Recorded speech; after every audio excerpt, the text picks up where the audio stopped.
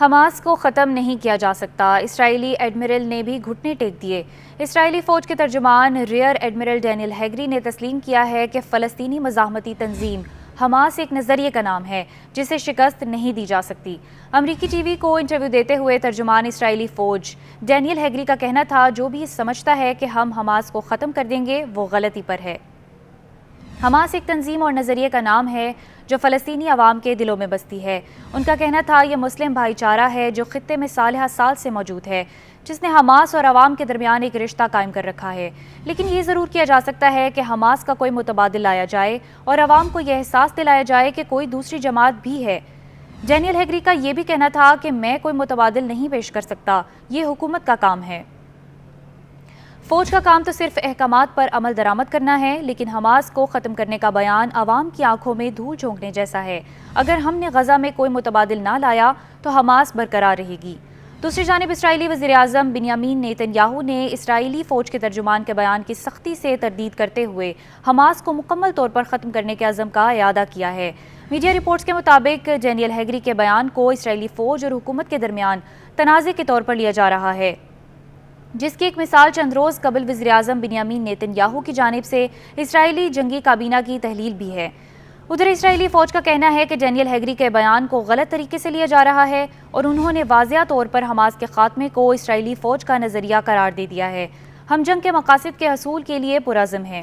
یاد رہے کہ اسرائیلی وزیراعظم بنیامین نیتن یاہو بارہا کہہ چکے ہیں کہ حماس کو ختم کیے بغیر جنگ کا خاتمہ ناممکن ہے، لیکن 7 اکتوبر سے جاری جنگ میں صہیونی فورسز 40,000 کے قریب فلسطینیوں کو شہید کرنے کے باوجود مزاحمتی تنظیم حماس کو ختم کرنے میں ناکام ہے، اور اب بھی اسرائیلی فورسز کو غزہ اور دیگر مقبوضہ علاقوں میں حماس اور اسلامی جہاد کی جانب سے شدید مزاحمت کا سامنا ہے۔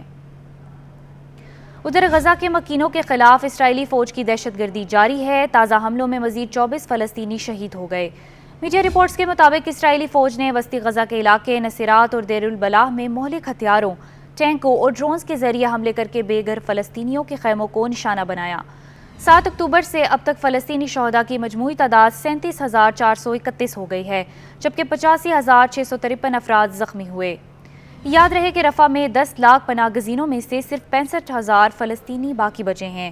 اقوام متحدہ کے انسانی حقوق کے دفتر کی جانب سے جاری بیان میں کہا گیا ہے کہ اسرائیلی فوج نے غزہ میں جنگی قوانین کی متعدد بار خلاف ورزی کی اور وہ غزہ تنازع میں شہریوں اور جنگجوؤں کے درمیان فرق کرنے میں ناکام رہے۔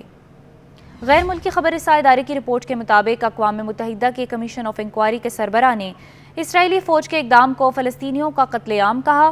اقوام متحدہ کے انسانی حقوق کے دفتر نے 6 اسرائیلی حملوں کے بارے میں ایک رپورٹ میں کہا کہ اسرائیلی فورسز نے ان حملوں میں امتیاز، تناسب اور احتیاط کے اصولوں کی منظم خلاف ورزی کی۔ اقوام متحدہ کے انسانی حقوق کے ہائی کمشنر وولکر ترک نے کہا کہ جنگ کے دوران ایسے ذرائع اور طریقہ کار کو استعمال کرنے کی ضرورت ہوتی ہے جس سے شہریوں کو محفوظ رکھا جائے یا پھر ان کا کم سے کم نقصان ہو، لیکن اسرائیلی بمباری میں ان تمام چیزوں کی مسلسل خلاف ورزی ہوتی رہی ہے۔ جنیوا میں اقوام متحدہ کے انسانی حقوق کونسل کے ایک الگ اجلاس میں اقوام متحدہ کے کمیشن آف انکوائری کے سربراہ نووی پلے نے کہا تھا کہ اسرائیل بین الاقوامی قانون کے تحت سنگین ترین خلاف ورزیوں کا ذمہ دار ہے، جسے انسانیت کے خلاف جرائم کہا جاتا ہے۔ انہوں نے کہا کہ فلسطینی شہریوں کے نقصانات کا پیمانہ تباہی کے مترادف ہے۔